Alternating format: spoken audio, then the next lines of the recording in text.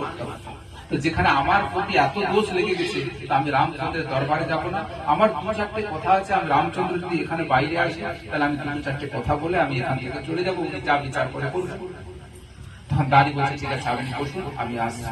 রামচন্দ্র মানুষের কাছে রামায়ণ এ করছেন, ব্যাখ্যা করছেন যে যেখানে রামচন্দ্র, যেখানে সভার মধ্যে সমস্ত লোকজন, নেতা মন্ত্রী সব বসে আছে, জজ সাহেব থাকেন, তার জন্য খাতা লেখার লোক থাকেন, দুই পক্ষের উকিল ব্যারিস্টার সব তারা থাকে, সব কথোপকথন হয়, একদম ডিবেট চলছে।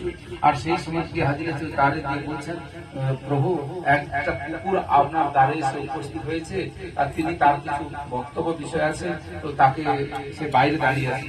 তখন রামচন্দ্র তাহলে ওনাকে ভিতরে নিয়ে আসেন। তখন বলছে না, তিনি ভিতরে আসবেন না। বলে কেন?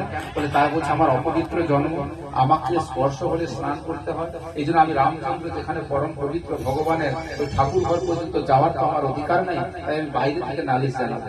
রামচন্দ্র বলছে যার মধ্যে এরকম কোনো জ্ঞান থাকে, তাহলে তিনি কখনো সাধারণ কোনো পশু হতে পারে না, তিনি অবশ্য কোনো না কোনো মহাত্মা হবেন। বলে উনাকে নিয়ে আসুন ভিতরে।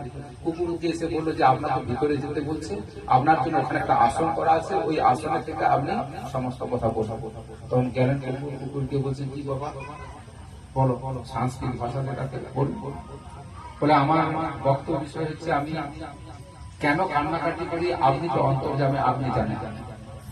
একজন, আমি একটা প্রাণী, আমার কান্নাটা অন্যের অমঙ্গলের কারণ কি করে হয়? রামচন্দ্রকে প্রশ্ন করছে, বলে কেন? কারোর কান্না তো কারোর অমঙ্গলের কারণ হতে পারে না। আরে মানুষ কখনো বেদনা হলে সে কান্নাকাটি করে, কারোর কোনো দুঃখ হলে তবে সে কান্নাকাটি করে। তা আপনার কোনো না কোনো দুঃখেতে আপনি কান্নাকাটি করছেন না, তাহলে আমাকে আপনার সাধু মানলো বলে কি যে আমি নাকি আমার কান্নাটা অমঙ্গল, ওই জন্য তিনি 3 দিন ভিক্ষা পায় না, তিনি আমাকে মেরেছে, দেখুন আমার গায়ে কেমন দাগ হয়ে আছে। রামচন্দ্রকে দেখাচ্ছে। তখন বলছে কোন সাধু? তখন বললো সাধুর কাছে খবর চলে গেল, সাধু তো এসে হাজির হলো, রামচন্দ্র ডেকেছে। বলে আপনি এই কুকুরকে মেরেছেন? বলছে হ্যাঁ। বলে কেন? বলে আমি প্রতিদিন ভিক্ষা করতে গেলাম, ভিক্ষা করতে গেলে কুকুরটা কান্নাকাটি করে, 3 দিন আমার কোনো ভিক্ষা পাইনি এই কান্নার জন্য, এই জন্য। তোর কান্নাটা, তাহলে সে কান্নাকাটি করেছে, তুমি ভিক্ষা পাবে না কেন? আর তোমার জন্য লেখেনি কপালে, তাই না কুকুরের কান্নাটা অমঙ্গল। বলে কুকুরের কান্না অমঙ্গল তোমাকে কে বললো?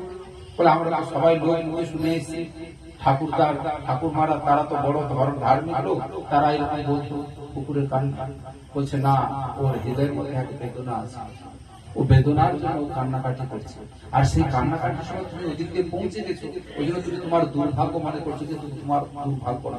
কারণ ওর কষ্টটা কি? ওর কষ্ট আছে পূর্ব জন্মে ও একটা ভালো জল জায়গা গেছিল,